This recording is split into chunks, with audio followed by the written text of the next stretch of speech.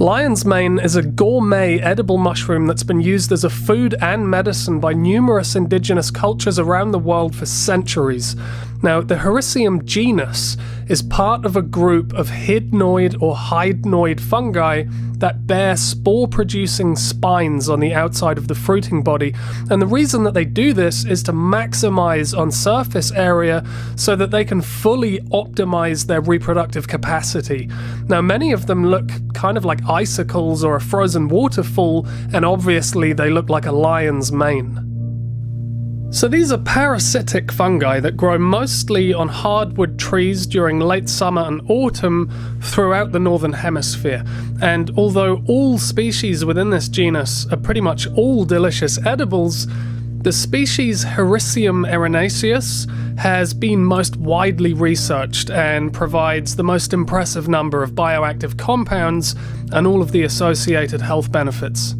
Traditional Chinese medicine used lion's mane as a tonic for the stomach, for treating gastric ulcers and gastrointestinal cancer, as well as for strengthening the immune system in general. And because it tastes so good, it's been a really popular food throughout China and Japan, North America and Europe for a very long time.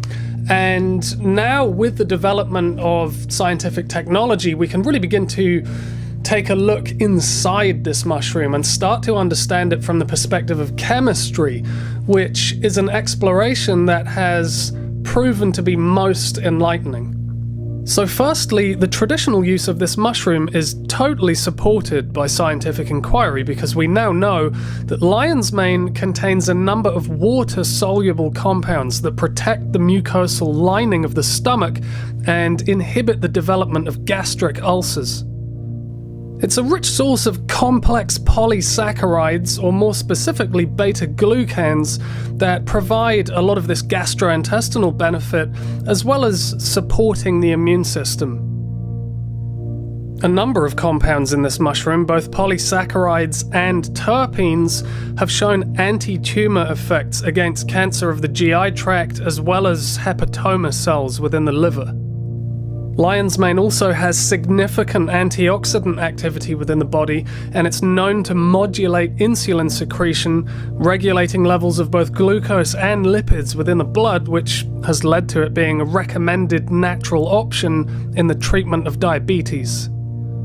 What's most fascinating about this mushroom though, and what's currently the main focus of all of the research, is the large assortment of compounds that stimulate the production of nerve growth factor within the body. Now, nerve growth factors are proteins that are largely responsible for the development, maintenance, repair, and survival of nerve cells within the peripheral and central nervous systems. Nerve growth factor was first discovered in the middle of the 20th century, and the scientists involved in that discovery won the Nobel Prize for their contribution to medicine 3 decades later in 1986.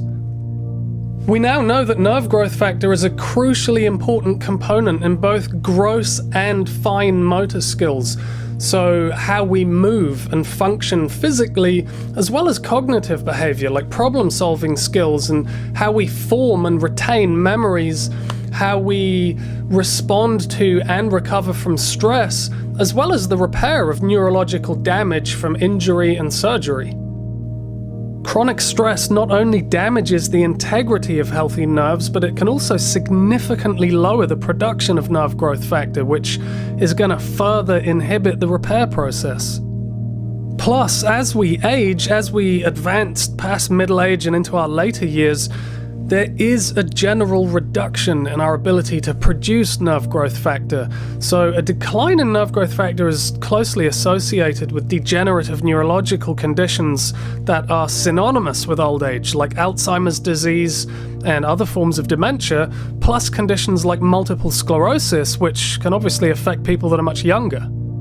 There's been a lot of in vitro and animal studies on lion's mane and its ability to regenerate nerve cells and the myelin sheath that surrounds and protects the nerves.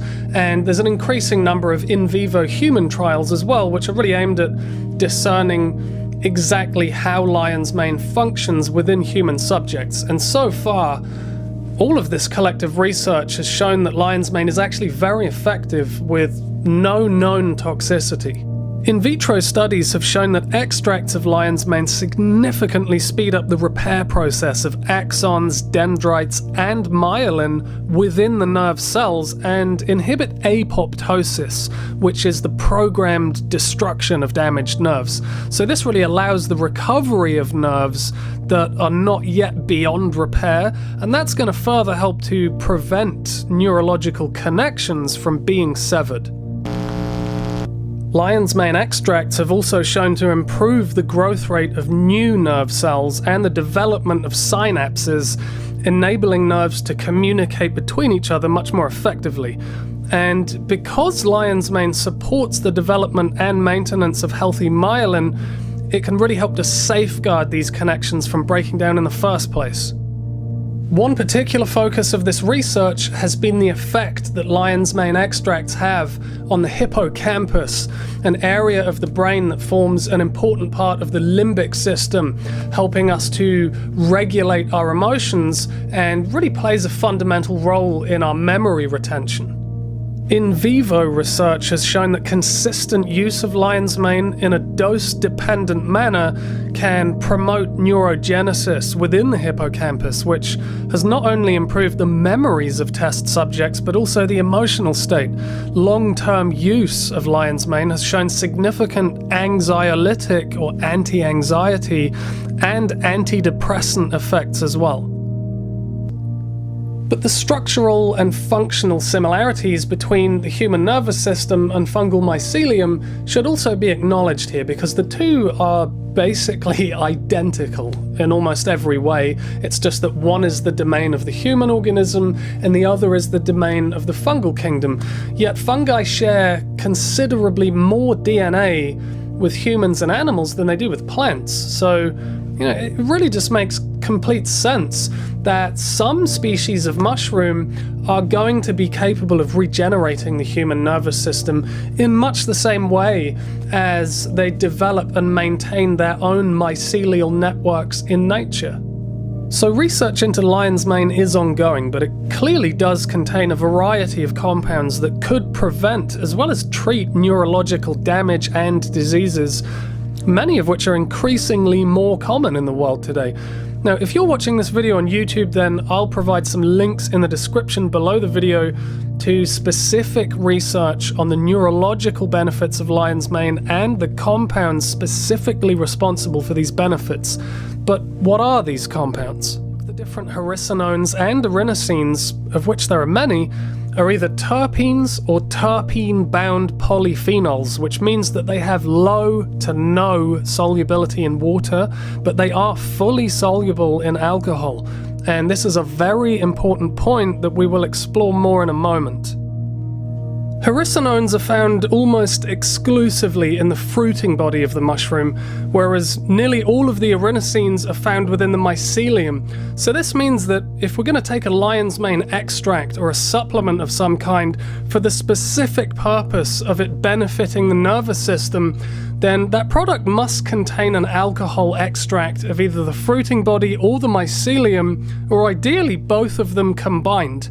Now, the water-soluble compounds in lion's mane, the polysaccharides and the beta-glucans, while these are excellent for the immunological and gastrointestinal benefits that we mentioned earlier, they don't stimulate the production of nerve growth factor, and alcohol extraction is mandatory in order to achieve that. But because the indigenous use of this mushroom wasn't really focused on the neurological benefits, it's led to many products and extracts being produced in a way that echoes traditional methods, but it doesn't really honor the more recent discovery of lion's mane's ability to stimulate nerve growth factor. So the industrial preparation methods and the marketing don't always reflect one another.